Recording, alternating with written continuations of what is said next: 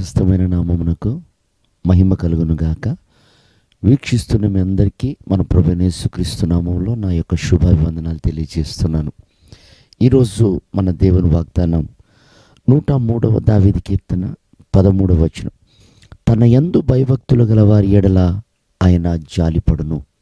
ప్రియమైనటువంటి దేవుని సంగమా, మనం ఆరాధిస్తున్న దేవునికున్న అనేకమైన నామములలో జాలిగల దేవుడు అని ఒక నామకరణం ఉంది.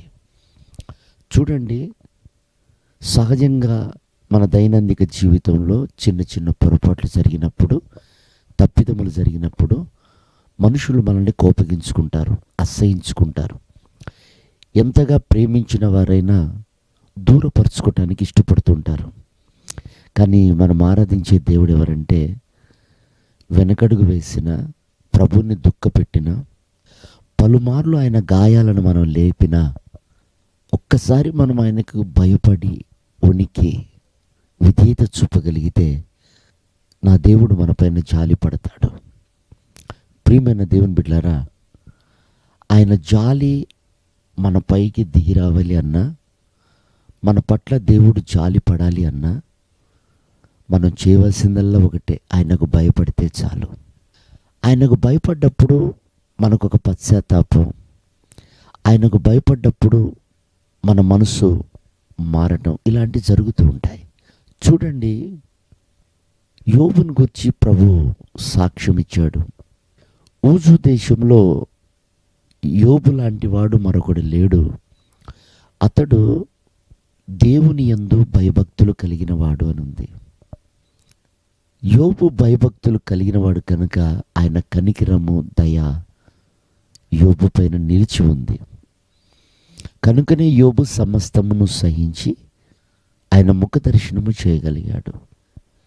అంత మాత్రమే కాదు ప్రియదేవుని బిడ్డలారా, బైబిల్లో ఆహాబు ఉన్నాడు, రాజు.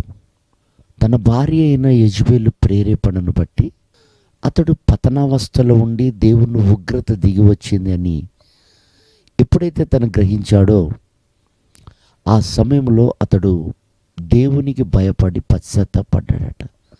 అప్పుడు దేవుడు అన్న మాట ఏమిటంటే, ఇదిగో ఏలియా, అహాబ్ చూసావా ఎంత భయపడుతున్నాడో, ఎంత విధేయత చూపుతున్నాడో. కాబట్టి ఈ సమయంలో రావలసినటువంటి ఉగ్రతను నేను మానుకొని, నా కోపాన్ని ఆపుకొని, తన కుమారుల కాలంలో ఈ ఉగ్రతను కుమ్మరిస్తాను అన్నాడు. ప్రియమైన వారలారా, ఈ రోజున నా దేవుడు క్షమించుటకు సిద్ధ మనసు కలవాడు, జాలిగల దేవుడు. అయితే మన గర్వము, మన అహంకారము, మన అవిధేయత దేవుణ్ణి దుఃఖపెట్టినప్పటికీ ఒక్కసారి ఆయనకు భయపడి, లోబడి, విధేయత చూపగలిగితే మరలా ఆయన కనికరం చూపి మనల్ని ఆశీర్వదించే దేవుడు. కనుక ప్రియ దేవుని బిడ్డలారా, ఈ ఉదయకాలం ఆయన తట్టు తిరుగుదాం. ఆయన దయా కనికరానికి పాత్రులుగా మార్చబడతాం, దీవించబడతాం.